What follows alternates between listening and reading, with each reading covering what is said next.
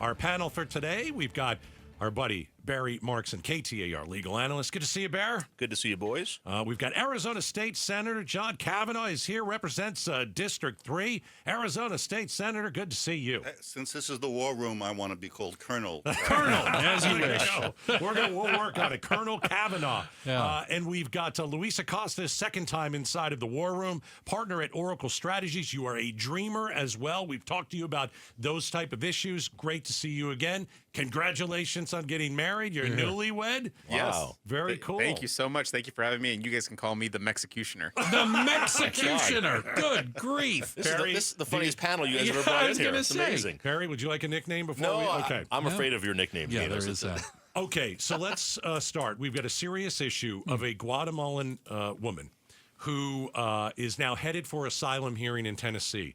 But this is a woman who was lost in the Arizona desert, pregnant and alone, was picked up by the Border Patrol, thought she was going to die, and they took her to a hospital where she gave birth to a baby girl. While she was there, the Border Patrol, as we read and try and find out, looks like they were right outside of the room. At times, a lawyer was not allowed in. This woman was trying to find maybe an attorney to come and help her out. There was a moment where they didn't allow her to see. She was separated from the baby for a while. And now she's going to try and claim asylum. Yeah. And this is a huge immigration story. And I guess the first question is, all right, so what should happen to this woman and her baby? Well, she should go through the immigration process, and if, as I understand, she's claimed asylum now, so she should go through that process and have a hearing, and if they find that there's grounds for asylum, she can stay, and if not, she should be deported. I mean, is it different from, because she didn't claim asylum when she first got here? She didn't say anything about that, and then later on she did. Is there any any legalese there that we need to know about? I would expect that would be used against her in that hearing. I mean, I will tell you that well over 90% of people who claim asylum in the United States, it's rejected. Okay. So the real issue is that it takes us so long, I mean years, for people to get their asylum hearing because there's millions and millions of people. So it isn't as if most of the folks who ask for asylum get it. Most of them don't. Okay. It's just a matter of getting them to that point. Her son, or is it a son or daughter? Daughter. Her daughter is an American citizen. She was born in the United States. She's a citizen, and of course the mother will have the option of, I would assume she'd take her baby with her, but if she's don't deported, think you can assume that. Well, then that child, unless there's a relative or somebody who's willing to take that child in or be adopted, will be taken into the U.S. system for kids. So she received a notice to appear. Yeah. Which is merely the first step, as I understand. That prevented expedited deportation. Okay?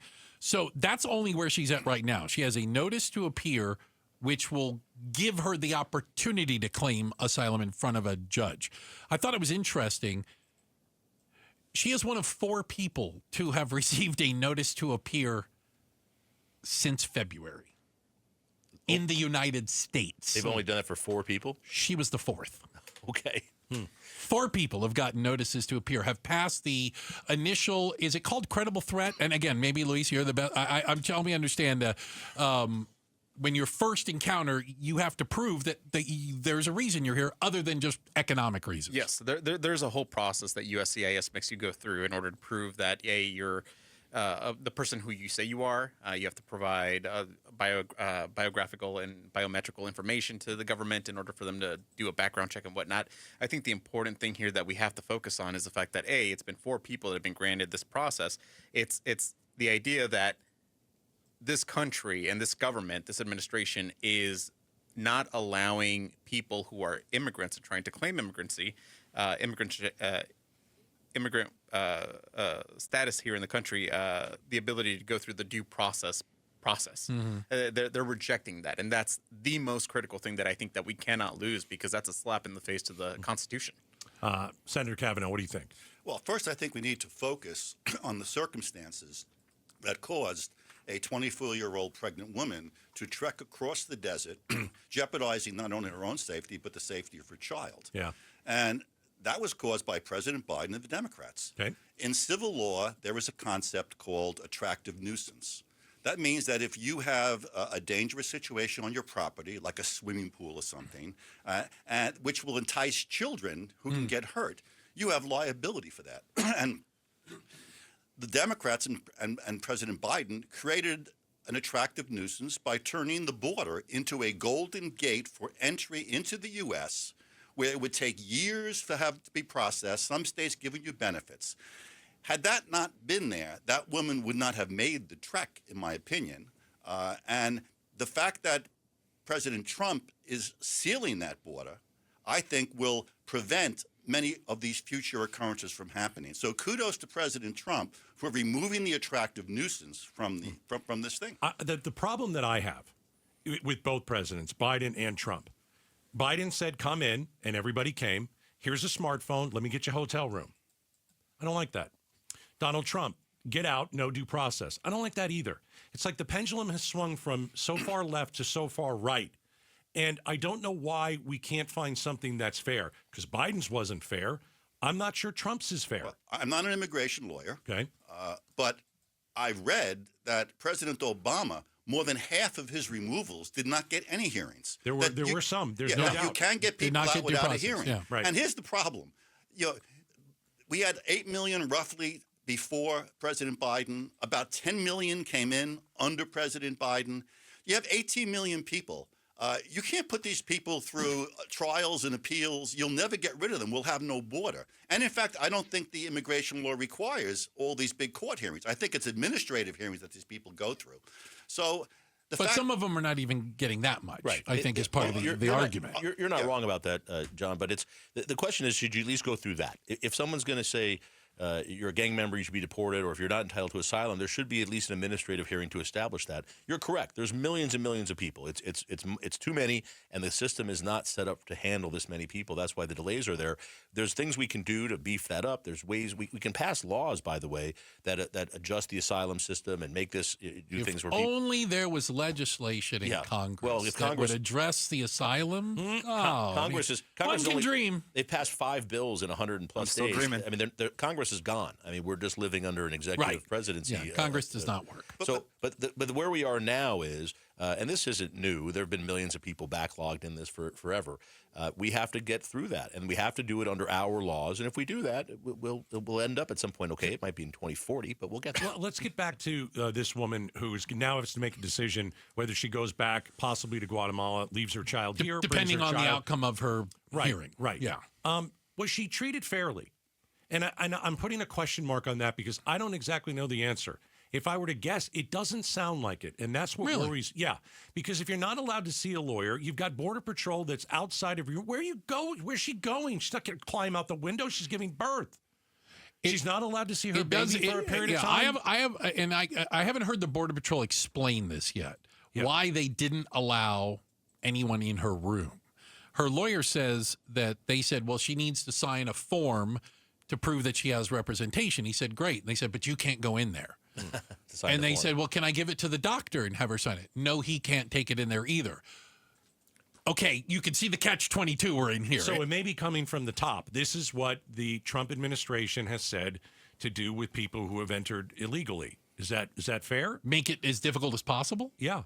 Well, I prefer to say don't make it easy. Okay. That's the flip side of make this difficult. Look, I think that they should get their due process, but not 1 ounce more than they're legally required to do. Otherwise, we will never remove these people. We will never have an operational border. Look, I don't disagree with that, by the way. We just need to follow the laws and the rules that are in place for everybody. If we do that, then I'm fine. And if we need to change the laws, then we should change the laws. The issue we have now on a more broader scale is the Trump administration, and going to what you said, Gaydos, they've sent down instructions that they want to deport many more people than they're even currently deporting. They want those numbers up. They want to be able to tell people that they're deporting all these people, and they're doing it by bypassing our laws. That's the part that we should all be upset about. But if someone should be deported, right. okay, deport them. Right. But we have to follow our laws. Right, and I agree with that. So why was it okay for Obama and not Trump? Isn't that interesting? Obama got a pass. And to be honest, I've sat here for many years. I didn't know he was doing that. I didn't know Barack Obama was doing that. For the record, I'm a Republican, and I totally back Barack Obama on what he did on that. But isn't it interesting? Trump does it, and it's the worst thing in the world. But Barack Obama did the same thing, and no one said a word. He wasn't getting a pass. I don't know that. I didn't know that either, that it was being done without. Well, they called him the deporter in chief. Right. The Democrats called him that. His critics. He was absolutely criticized by a lot of people who thought he was deporting too many people and was too aggressive. But not giving due process is a totally different thing. I didn't know that. Nobody. No. I said he. Did you know that? I said the majority of the people he deported did not have hearings, and I believe that's because the majority of the people that he deported did not deserve hearings. They did not. They were not required. Doesn't everybody deserve a hearing? No. If you catch somebody right by the border, you can whisk them out 1, 2, 3. Yeah, that's true. But unless they, but you got to get them right at the border, right? Unless they pass a credible threat test. And we should be creating asylum laws that say you can ask for asylum, because that's important that we provide that outlet. But Barry, asylum's off the table now. But you can't claim asylum coming into the United States. They're not letting people claim asylum at legal border crossings. This is yet another example of all of the unintended negative consequences that President Biden and the Democrats' wild open border policy caused. You're right. I mean, one good result was we now have President Trump, because I don't know if you're right on that. The people rebelled from what he did on that. True. But it's hurting everything else. I mean, dreamer reform, no one's even talking about that anymore. That's so far off the table. I mean, Americans want major. I've seen surveys where over half of the U.S. population wants them all deported. Crazy. That would not have happened before the tsunami came. And boy, it is great we have you in here, Senator Kavanagh, because we have a question for you. And you can start this off. Arizona Senate Bill 1268 requiring that hospitals ask patients about their citizenship status. Can you tell me about that bill a little bit? Have I characterized it properly as well? Yeah, it's Senator Rogers' bill. What it says is that you just lost me. Sorry, go ahead. Yeah, I'm just it says is that hospitals have to have a question on the admission paperwork, which would be approved by the wording by DHS, right? That simply says, are you here lawfully or unlawfully? And then the hospital needs to connect to that how much medical expenses the person incurs. And then a quarterly report is given to DHS, which they then publish, in order to basically pin down exactly how much are people here illegally costing us in medical costs. Because the Department of Homeland Security is interested in the Medicaid costs? No, we are, the legislature. Okay. It's for us. Did you vote yes for this crap? Absolutely. Let me ask you a question. Which people who are in the country, we're going to call illegally, do you think are able to get Medicaid? In California, all of them. In Arizona, none unless they found a way to get false ID. Okay. Well, so people who are here on green cards can apply for Medicaid. People who are here under asylum or refugee status can apply for Medicaid. Yeah.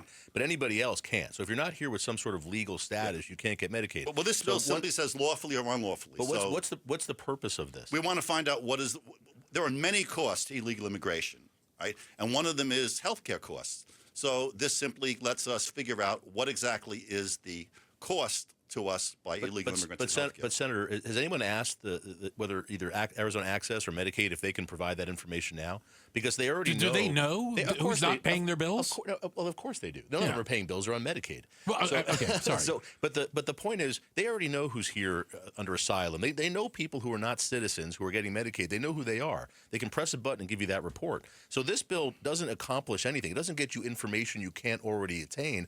It simply makes it yet another intimidating factor for people to go to the doctor if they're sick. Well, first of all, I don't think it's intimidating because, number one, the person's name is anonymous. Number two, it's stated that this will not affect your care, whether you get it or not. And number three, it states that immigration will not be notified. It's I might believe that for a second if we weren't looking at Doge and Elon Musk and his people going into the IRS and asking for completely confidential information about me and you and the rest of us, and they turn it over to them under order from the president. So I might agree with you, John, except that's not the world we live in right now. But Elon Musk will not be asking the question. This will be on one of the many questions that you have to answer when you go to a doctor's office or a hospital. But isn't the question optional? And if the question is optional and I don't want to answer it, what's the point of the bill? It's not optional. The question is not optional, but if a person doesn't answer it, there's no penalty. Luis, what do you make of this, man? Well, I can say that as somebody who is kind of in this zone. Yeah, of, right. You know, in this space that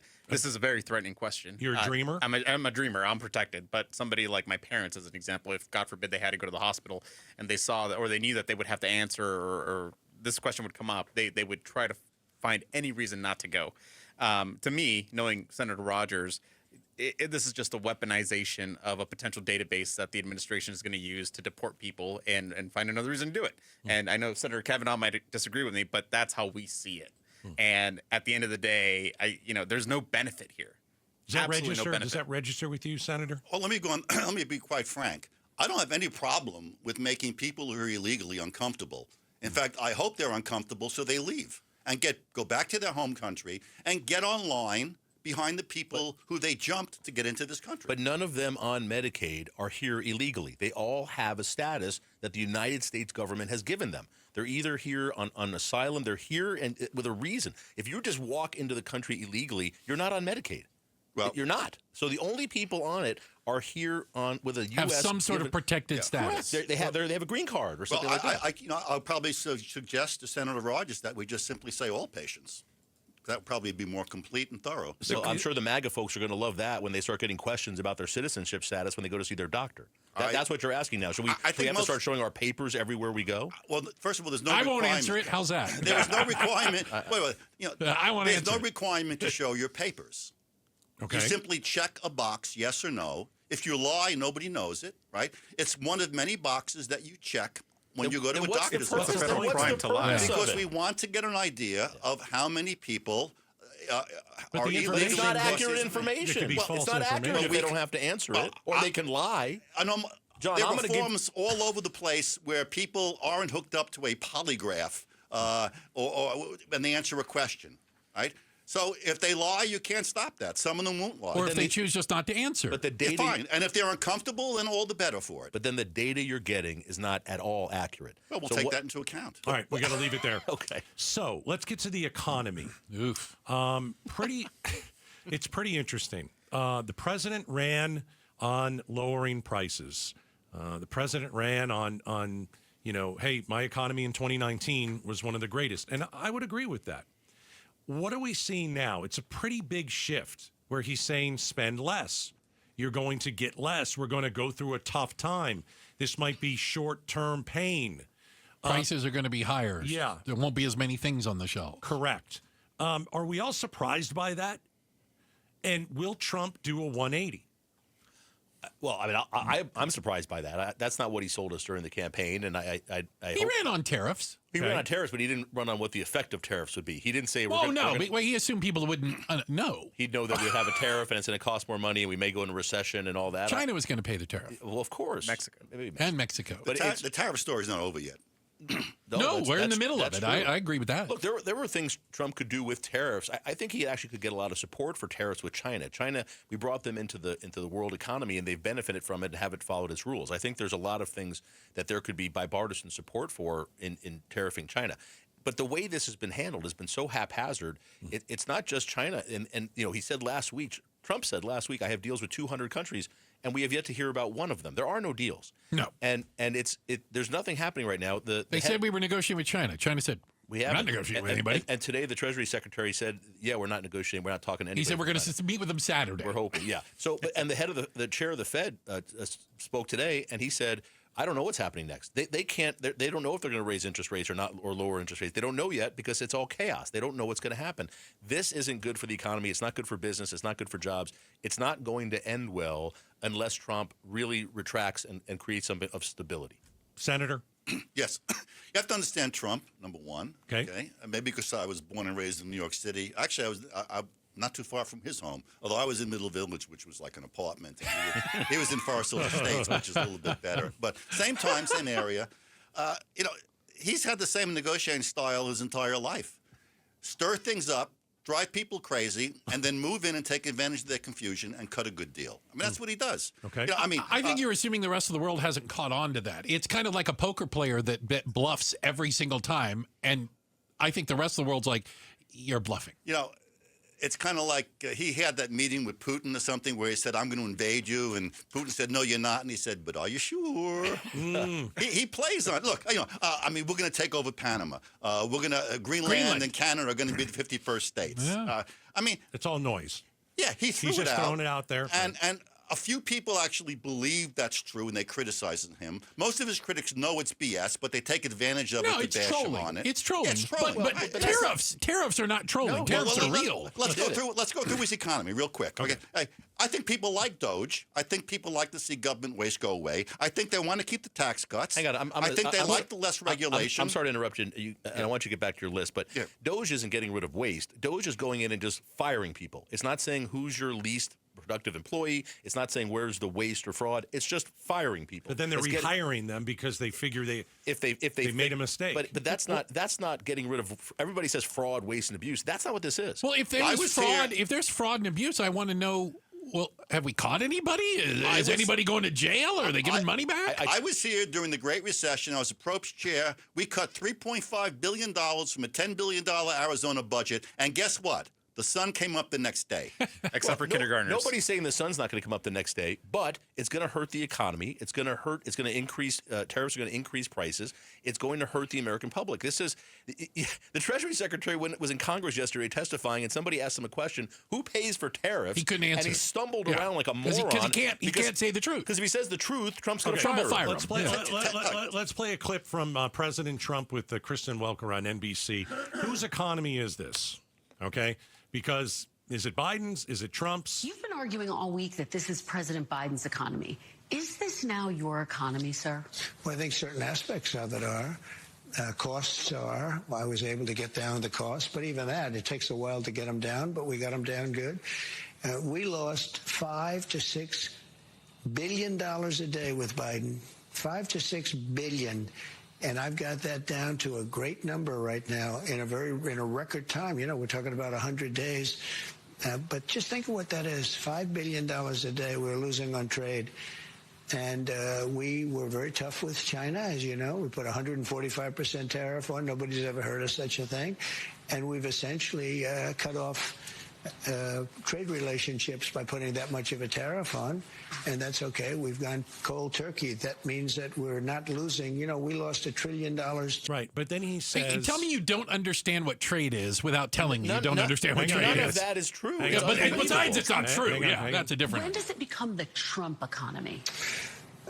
It partially is right now. And I really mean this. I think the good parts are the Trump economy, and the bad parts are the Biden economy. A lot of shocking development. Yeah. Elise, you're giggling over there. What are you thinking when you hear this? I just think about this whole situation with Amazon, right? Oh, yeah. Amazon was going to have a tariff display on their website to show its customers how much they would pay. By the way, just like they do with state tax and shipping, you know, they break down the things. Yeah. And the White House lost their marbles over this. And it just goes to show that they know that if the regular person sees how much the tariffs are impacting them, that they will revolt against this administration. Here's my argument.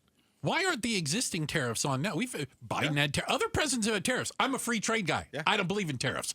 I want to see all the tariffs on there, not just the Trump tariffs. I want to see them all. I think there's because that's a tax on me. Nobody else. Little limits there. First of all, I think in the end, Trump wants no tariffs, with the exception of tariffs on certain goods made in the U.S. that we must protect, because you don't want all the chips to go overseas and then they shut down and we have no computer chips. Right? I think it's necessary to keep some tariffs on China because they're a competitor who's taken advantage of us. But overall, I think, and I agree, I want also virtually free trade with no tariffs. Yeah. And I think that's a conservative position. We agree on it. And I think Trump is heading that way. But hang on. But there's no evidence of I understand what you're saying. This is what drives me crazy. It's the dream of MAGA. We think Trump believes what we think. There's zero evidence of that. Trump loves tariffs. He's been talking about It's the most beautiful tariffs. word in the English language. He's been talking about tariffs. It's going to we're going to balance the budget with the tariffs. He's been talking about this for decades. China's going to pay tariffs. Trump doesn't want free trade. He wants to be the king of the world, and he wants to decide who gets what, when he wants it, and at what price. All right, let me throw this out. Why doesn't the president address the nation in the Oval Office about tariffs and explain why he's doing it? He doesn't know. Hold on. Short-term pain. How is that going to make things better for me and my family in the long term? I'm talking about winning the PR war.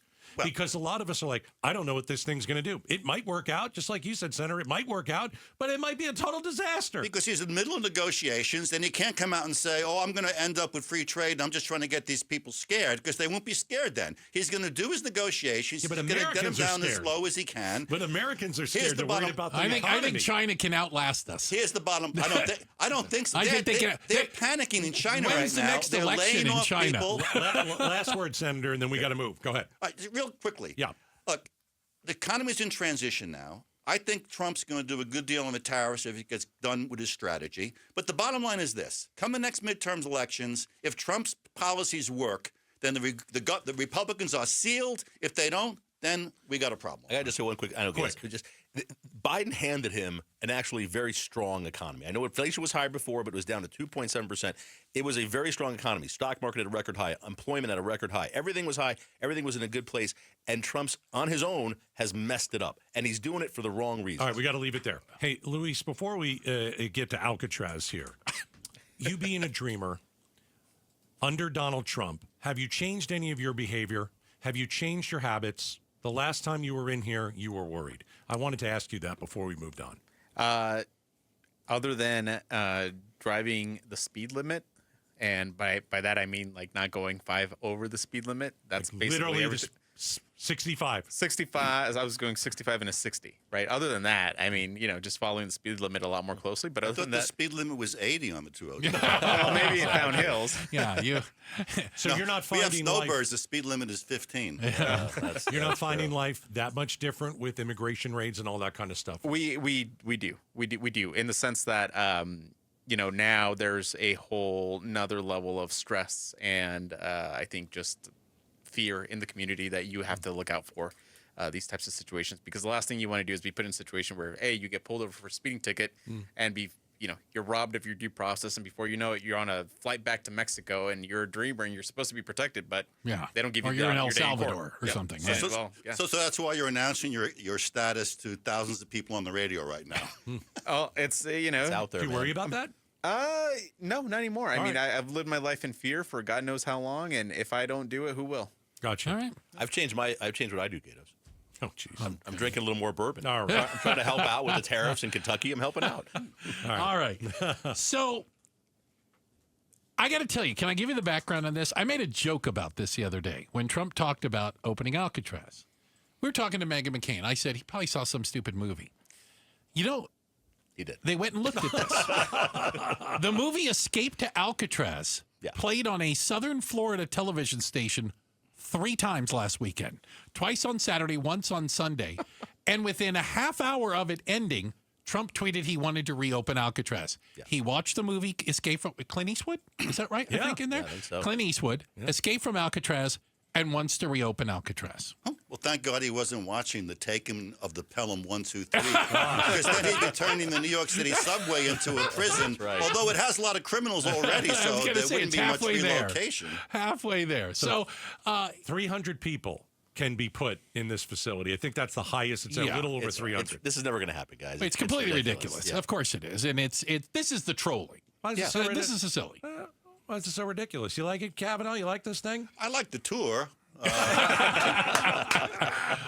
Went there with me and my wife. It's not a bad tour. I think he might have, just threw it out there, and I suspect when his prison people come back and give him the logistics, to my understanding, it closed in 1963 because it was so expensive to operate was the problem. Also, by the way, the Parks Department makes $60 million in revenue a year off of Seriously? Alcatraz. Off from of the visitors. tours? 1.6 million people go on that tour. It's a huge moneymaker. It's like the only place the government makes we money. definitely except should for our shut taxes. it down then. It's insane.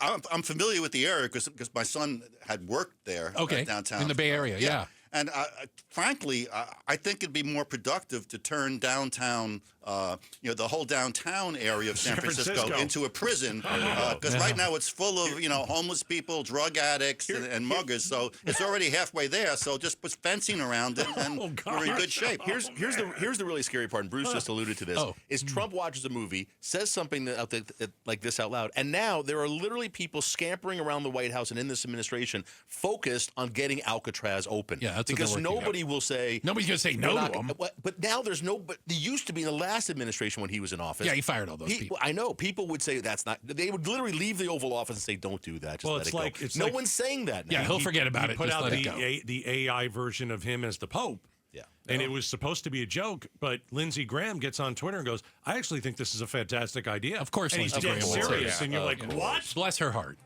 Goodness gracious! All right. By the way, a lot of black smoke today. We don't have a new Pope. We do not have a yet. Pope. That is good. Actually, Guys, that's at the budget. There's no budget, too. We there's have no, black the smoke. same thing. We got black smoke coming out of the state legislature. Thank you guys all for being inside the war room. Thanks for watching Outspoken with Bruce and Gaydos. Tap to watch more from KTAR News and click the button in the middle to subscribe.